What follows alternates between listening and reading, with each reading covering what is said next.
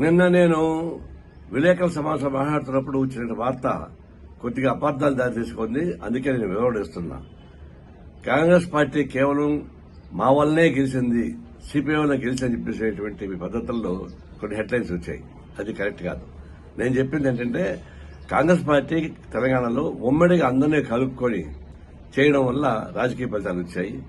ఇలాంటి ప్రయత్నం ఆ ఛత్తీస్గఢ్లోనూ రాజస్థాన్లోనూ తర్వాత మధ్యప్రదేశ్ చేసి ఉంటే ఫలితాలు మెరుగ్గా ఉండేవి అని చెప్పాను.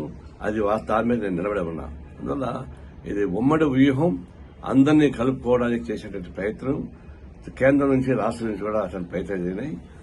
రాష్ట్ర కాంగ్రెస్ పార్టీ అందరినీ కలుపుకొని చేయడం ద్వారా వచ్చే ఫలితంగా మేము భావిస్తాం తప్ప కేవలం సిపిఐ ఒకటే గెలిపించని చెప్పేసి చెప్పడం అనేది అది అపార్థాలు దాల్సింది. ఆ విధంగా మేము చెప్పలేదు. దానికి గమనించమని కోరుతా ఉన్నాను.